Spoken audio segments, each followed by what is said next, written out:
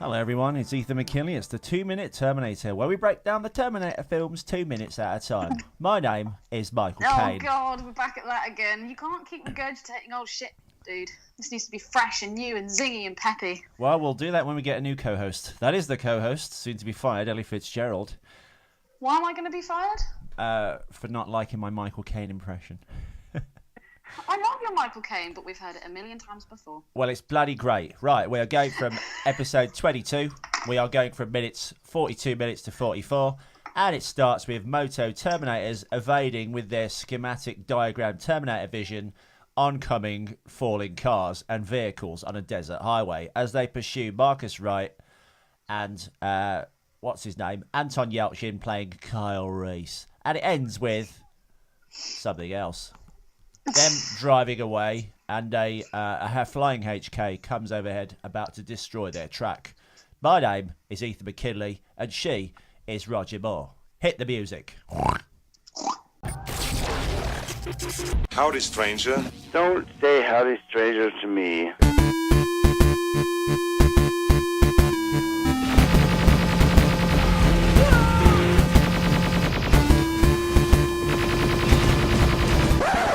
You didn't do the fourth. Thank God. It sucked.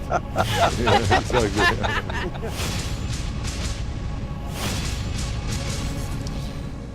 Hello everyone, we're back. Yes, I'm in fact Ethan McKinley, and it is the 2 Minute Terminator. We are breaking down the 2 minutes of 42 minutes to 44, sorry.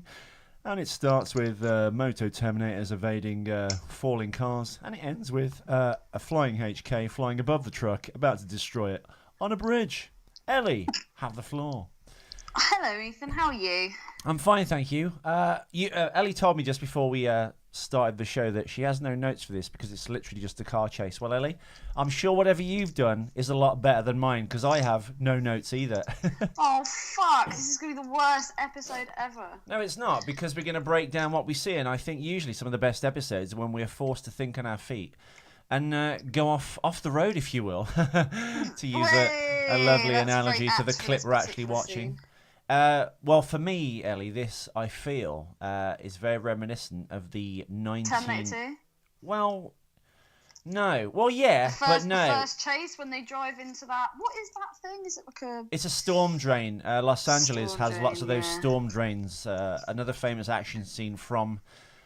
those storm drains. It's basically just a massive water channel. We've seen it in all the films. In Blue Thunder, Roy Scheider steals Blue Thunder, which is a really cool espionage thriller about the police having too much power. Ellie would like it. I was going to say, that sounds pretty damn good. He gets chased by Malcolm McDowell. Oh, brilliant. Cyberpunk from the future. Yeah, who plays a rival pilot who plays Follow My Leader. Are you sure this isn't fucking Top Gun? No, but basically Blue Thunder. It sounds like it. I think a lot of people confuse Airwolf with Blue Thunder because they came on around the same time. Airwolf, I think, was, as a kid, the cooler thing because I'd not really seen Blue Thunder at that point. I knew of Blue Thunder because they made a TV series, which was weird because that was a time when they made movies of TV series or TV series from movies. TV series is. Well, they kind of do that now, and that's kind of like creeping in, isn't it? You've got this merge between, you've got Agents of S.H.I.E.L.D., you've got Peggy Carter, Agent Carter, you've got Luke Cage. Oh, God, have you seen that terrible Jessica Jones or whatever? God, that and the was thing shit. I was thinking, yeah, Jessica Jones. Now, we'll get to that in a minute, but Blue Thunder basically is about another amazing, stealthy attack helicopter. As an adult now, I prefer Blue Thunder as the helicopter. Ooh. It's much, much cooler. It's like this amazing stealth helicopter, and he uncovers a conspiracy within the government and the police. And they all come after him, basically. Malcolm McDowell's sent to destroy him in his helicopter. They have this amazing chase down through Los Angeles and down the storm drain. You can see a similar scene in Gone in 60 Seconds where they're chasing Nicolas Cage in Eleanor. Soz. Can you stop doing that, please? Stop whatever you're doing. Stop doing it. Just talk. I just dropped something, okay? Stop futzing around. Sorry, I'm not allowed to move when I do podcasts, apparently. Well, you just seem discombobulated. You're not being yourself, and you seem to be shaking change out of your pockets. Change? I just knocked into a... Is your bottle Victorian pimp there, pulling all the fucking penny fucking half a sixpence is out of your knickers. Hurry up. Where's my money, Nazi? Please do go on about Blue Thunder or whatever the fuck you're talking about. Well, anyway, the storm drain thing, it's very reminiscent to me to not those things at all, Ellie, not even Terminator 2, which has a similar scene. It reminds me more of Mad Max when he's driving the tanker. The truck has the big kind of like snow scoop on the front of it. Not Fury Road, but they do use a truck which harks back to the Road Warrior. No, the Road Warrior, Ellie, you should really check that out. I think you'd like it. I will. It's Mel Gibson. Mel Gibson before he went Jew crazy when he was young and hot. But I like Jew crazy Mel. Have you not seen The Passion? with his thinning, leaving me hair. Leaving me. I thought that this particular clip massively harkens back to T2 when they have the first chase and it's the T800 rescuing like young John and the T1000s chasing them because it's all motorbikes.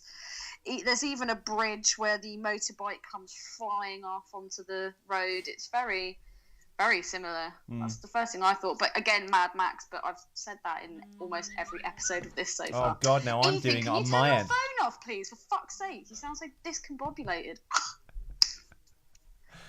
You're gonna get a slap when I see you. I just slapped myself. I did it for you. She's well trained. No, actually, Ethan's hand just reached out of my computer screen and just... You slapped me around the face. Like videogram. Okay, so... Well, I think the Terminator 2 scene is let down by two glaring things. That when Arnie picks up Edward Furlong off the motorbike, it's like a really bad blue screen, which I think is weird for Cameron to let a thing slide like that. I think they should have done that live in camera. And when he's being chased and Arnie comes past, he finally gets past the T1000 who's driving the truck on the Harley, and he like lifts Eddie up by his neck and dumps him onto the tank of his Harley, and his little dirt bike goes under the wheels of the truck. So the audience goes, "Oh, Eddie could have been on that had he not intervened." Amazing. But like, there's a few scenes where it's quite clearly as well. They're very miniature, but very different to Edward Furlong's stuntman that's doubling for Edward Furlong. So there's a couple of those bits in it. That's all I have to say. That's all I have to say about that. That's all I have to say about that. So what we have in this scene is it's basically just one big car chase or motorbike chase, truck chase. Edward, not fucking Edward, you and your Edward Furlong. What's the name of the guy that plays Carl Reese? Oh, Anton Yelchin, your favourite actor. Anton, there we go. Anton, bless him, who hasn't really come into much contact with combat, I would guess. He's hanging out the side of the truck, doing a pretty damn good job of shooting this Terminator, because he's actually the one that ends up terminating it. But that gun that he uses, that little star loads for him, very, very kind of her. Is that a real gun, or is that something that they've just kind of put together for this particular movie? Because that had one fucking mean barrel on it. I'm assuming it's a grenade launcher. I'm sure Spladner can fill us in on that, but it looks like a shotgun with a grenade launcher attached to the bottom of it. It does. In another kind of, I guess, analogous link to Terminator 2, where he's got that awesome grenade launcher that goes boom, boom, boom. How does it go? Boom. Well, you need to go boom, but then you've got the whistle goes. Yeah, I can't do it. Shut up, Ellie. Sound effects not your thing. Moto Terminators. Where's this particular thing shot? Oh, I think it's the Mojave Desert, but I will check for you. How would they have got all those cars in there? Oh, and by the way, been, like, brought in by helicopters. I'll start the music, shall I? What? I said I'll start the music. Oh my god, you didn't have music playing. I did. I pressed it simultaneously with the recording, but it didn't work. So here it is. This is John Ottman's score to the XMen Apocalypse. We're going to do a mini review of that at the end of this show, by the way. So no, we're not. Get ready. No, I'm not. I've got a wedding to go to. These Moto Terminators, they seem quite easily dispatched a little bit, don't they? But at least they've got guns on them. They have. I like the scene where the Moto Terminator kind of like jumps over the truck and there's that aerial shot. I like that bit. I like the fact that on the back of the truck that Marcus is driving, with the little tyre guards, it just says "back off." I quite like that. Well, that's Back off, Mr. Terminator. Yosemite Sam. You know, we've got the. You said that the actual motorbike is all CGI. However, we do get the scene where the truck is pulling along a motorbike and it's like smashing into shit. Is that all CGI as well? It is. Why would they not just drag a motorbike around? Surely CGI would have been way more expensive. I no? think because of maybe cost and danger, because like it does in the film, in the next scene, you can whenever you turn, it kind of acts a bit like a trebuchet. It just adds more kind of like weight and in like it's just very unpredictable, isn't it? I mean, they've kind of also how they've clearly fooled you with the way a kind of large, heavy object would behave if it was being trailed by a truck and hitting things. So it's pretty good. The CGI is. I'm just a girl. Well, no, the CGI is pretty good. Oh no, it is. I just wondered if it was all CGI or whether they just maybe shot an actual motorbike being dragged along, but then having, I don't know, photoshopping it or whatever. I don't know what they do. What's the name on that coach? Is that like a proper coach company? Do you know what? Sorry, I'm just watching this on loop and just trying to find bits to pull out. Way. Just pull out one of your breasts on Skype, would you? Yeah, like that got us any more fucking views. I know. If anyone was interested, I think on the second series, maybe 2 shows in, Ellie went topless on Skype for one of the shows. It really isn't that impressive, sorry people. Well, I know, and the fans voted by not watching it, so I guess. And at the very end of this 2 minutes, the HK kind of like flies overhead, and then it turns to face them. Now, why wouldn't the HK have just shot them when they saw the van? Because surely that would be the most efficient thing to do, as opposed to like going like head on. It's almost like a fair fight, but they're Terminators, so why? I would have thought they would have been really efficient. You see it, you spot it, you shoot it, done. Yeah, I was about to use that word. I don't think. Yeah, you're right. I don't think you would bother flying over to pull over them and stuff. I mean, it's done in this film for dramatic purposes, but yeah, absolutely, I completely agree. It just seems completely unrealistic. Well, it's like a waste of energy and resources. It would just like get the shot and then just take them out. That truck would explode, and then that would be the end of their adventure. Soz guys, but. And then Marcus again would come crawling out of the fire, like with all his skin burp, going, "Oh God, I'm a Terminator." Okay, so we've got. Which bridge is this, by the way? That's another great question, Ali, and it deserves an answer because it shows initiative. Terminator Salvation. Sorry, my phone just rang and I had to cancel it out. But we're still here, we're still queer, and please carry on. I hate the way that happens. I think we should write to Viber and just be like, look, don't just cancel the call out when another.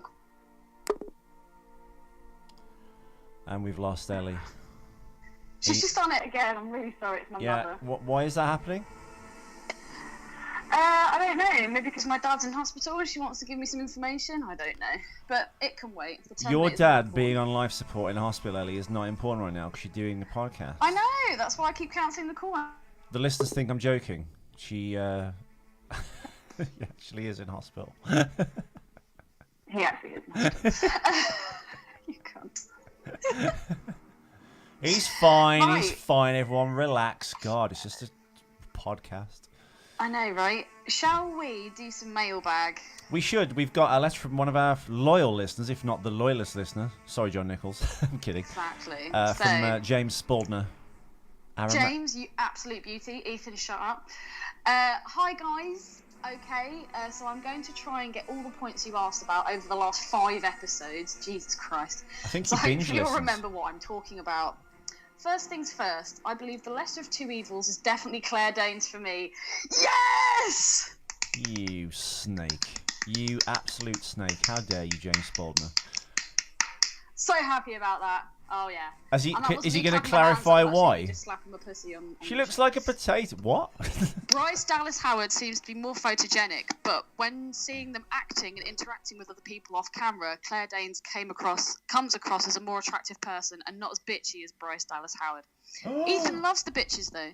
As soon as Bryce Dallas Howard come on, stops James. smiling, You got to admit the crazy she has girls that are look always in the her best eye ones. that she's debating the voices in her head over whether or not to cut off your balls in your sleep. Yeah, but there's crazy good, and then there's just dickheads. And unfortunately, you've fucked a lot of dicks. So is Ellie. Back to Terminator. And big ones. I like to think that Marcus is a 60-40 split of human to robot. I think he's definitely of human brain and heart and flesh, with a lot of cybernetic modifications. I think his skeletal structure has been modified with some sort of alloy, like Wolverine, and the adamantium. Yes, that's the mythical He has on metal his bones. from the I X-Men remember and that the now. Marvel world. Which is why we can't see metal showing under the skin. But he isn't as heavy as a T-800, and his brain is definitely wired to be switched to Terminator mode once he has infiltrated some place of strategic value. So, like the Thing, in a sense, like I said, like you just the Thing breaks out of you. Sorry, carry on. This doll switch is currently set to good at this moment in time. This doll is set to evil. And Ethan, I'm with you when it comes to the language of the Mad Max movies. Yes, he is supposed to be Immortal Joe. However, throughout the entire series, they take the backwoods Australian hillbillying slang dialect and put it phonetically into their written word. Oh, is that what it is? It plays to the stupidity of post-apocalyptic survivors, and I would think that anyone that's simple-minded would not have survived very long in a post-apocalyptic world. Or simple-minded like me not knowing that. But then again, why would you ruin a really cool name by calling him Immortal Joe? Because everyone just thinks he's Immortal Joe, and everyone I speak to goes, why isn't he called Immortal Joe? If they worship him as a deity, why? I'll forget it. It's just, I don't know. You fucked up, George Miller. Get rid of it. And finally, Ellie, I'll start the next round of the game. Rose McGowan or Drew Barrymore? Rose McGowan all day.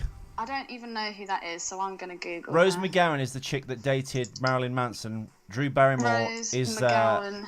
Is the little girl from E.T. that apparently had loads of... Oh, God, definitely Rose. Yeah, Rose McGowan. Definitely. She's got great lips. Although, I will say this.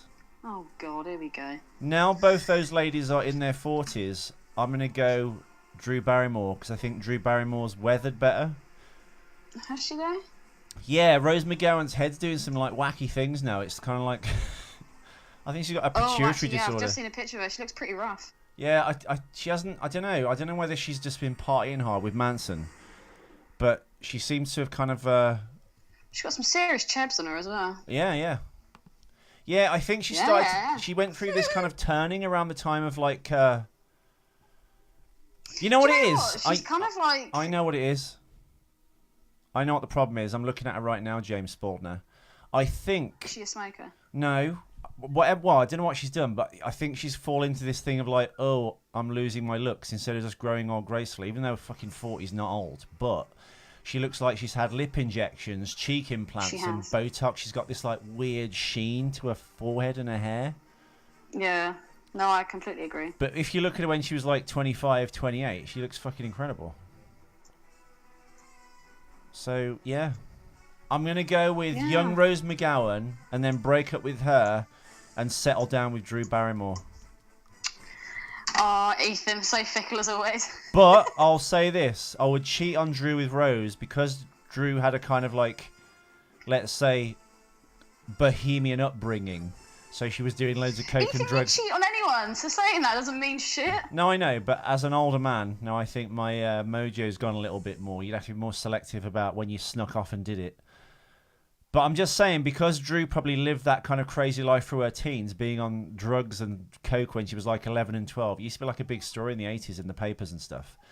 I'd probably have to say, because of that, like Linda Lovelace, who made Deep Throat the porno, like a lot of porn stars, some of them kind of like turn their back on it and get super religious. So I probably think she's probably like a bit... that bird out of... Oh, God, what was it? It was... Fuck! Rock of Love, but the bus tour one. Yeah. There's the chick that was the porn star. Exactly. And she's like, no, I've changed my ways. I want a baby! And then cry every 5 minutes. Drew Barrymore might be like that, so she'd be nice to like be married to you. Be like, oh, Drew, you did the socks. You don't have to do that. We don't live in that world anymore. She goes, I know, but I just want to be a good wife. And you go, oh, bless you. And then you go, I'm kind of bored now being married for 8 years. Should we go glory holing and I can just like watch you service people from the bathroom door? Service dick, basically. And she'd go, no, I did that when I was 13. You go, well, that's wrong, Drew. And you've changed. Oh, okay. Well, I'm going to go and do some gardening. What happened to you, man? You used to be cool. And I'd walk through the garden, get in my Camaro and drive to Rose McGowan's and go, Marilyn Manson, she'd say, has left all this stuff from the last party. Let's make Pims. Let's make Pims. And I go, okay, Rose McGowan, I'll do this. I'm not going to kiss you because your lips are weird, but we can still party. We can still party. Yeah, I don't know. Yes, yeah. So Spaldner, or... do you know what? I think we've been saying it wrong the whole time, by the way. I don't think it's Spaldner, because it's actually... He's never corrected us. No, we asked how to pronounce it. It's Spaldner, because the N is before the D. Spaldner. That sounds like James. It sounds you got a lisp though. Spaldner. Oh, Well, you whatever. can't read, so you might as well not be able to speak properly. Yeah, I don't know. Even though you're an actor. So that's the answer, James. I would say Rose, not Drew. Even now, because I would just get Rose to tell me about all the horrible things that her and Marilyn Manson did. All right, then Rose it is then. Drew, get out of my house. But please, I quite like this. What I'll do is I'll make another split screen and we'll put it on the page. Yeah, that wasn't divisive enough. We actually had a physical come to blows fight on the last show. We're like, no, I know. That was amazing. Bryce Dallas Howard. I always go for photogenic. Anyway, did you have anything else that you wanted to discuss in this particular 2 minutes? No, apart from that it's Mad Max. I couldn't find out what bridge it was, and that's it, really. I'm just going to go home and stay out of trouble. I would like to say about XMen Apocalypse, I'm not sure what the listeners think of this, but I saw XMen Apocalypse last week and I wasn't that impressed. I liked Days of Future Past. You actually went to see it? Well, I saw it, and that's all we're going to say, Ellie. Oh, okay. And I'm glad I did just see it, because it was a bit flat. I think the X-Men timeline is a mess now. They've kind of changed, they rebooted the series with X-Men First Class, and then they were like, oh, we're off to a good start, and it felt different. Matthew Vaughn made it, who did Layer Cake with Daniel Craig and Kingsman with Colin Firth, that great Mark Millar comic book adaptation. And Bryan Singer, who started off the X-Men doing 1 and 2, 2 being the only good one. But I will say X-Men 3, although everyone keeps shitting on it, is actually not that bad. And it's probably, I could maybe argue, apart from a few really good action scenes, is better than X-Men Apocalypse. ... question mark. It's very flat. Oscar Isaac, you can't really tell it's him, so it didn't really matter that it was him. The makeup job they've done for X-Men, well, Apocalypse, the character, looks terrible. He looks like Ivan Ooze from the Power Rangers. There was a rejected makeup test when Apocalypse would have looked exactly like he did in the comic, and they said no to that, and yeah, they went with this rubbish, awful design. I have no idea why they did it, but they did. But I will put up the man who made those things on the... I'm trying to do two things at the same time. I will put that actually on the 2 Minute Terminator page, guys, so you can see what Apocalypse would have looked like by the man who makes all the superhero helmets for all the superhero films. It's really cool. Helmets. So yeah, not that great. Bryan Singer needs to kind of like get away from this series. It's a massive mess. Yeah, I don't know what to say. Maybe you should stop talking because you're boring me. Oh. All right. Oh, and he did. No, we need you to speak, Ethan. The show is nothing without you. It isn't, and it will be something on the next episode, because we will in fact be back. We'll be doing episode 20, Ellie? 3! Yeah, and we'll be going from minutes 42... 44 to 46. Get it right, Ethan. Haven't looked at my notes yet. But yes, thank you all for listening. We do appreciate the support. Thank you to all the new listeners. Thank you and welcome to everyone in from the 2 Minute Terminator page. Well, to the 2 Minute Terminator page from Terminator 3 is the best Terminator film page on Facebook. I don't know what you're thinking by saying that, but you are welcome nonetheless. And oh dear. We shall return with the next episode. We will indeed. Hustle just a baby. Baby. Shut the fuck up. Shut the fuck up. Shut up if you can't take a joke. You are trashing my scene. Shut the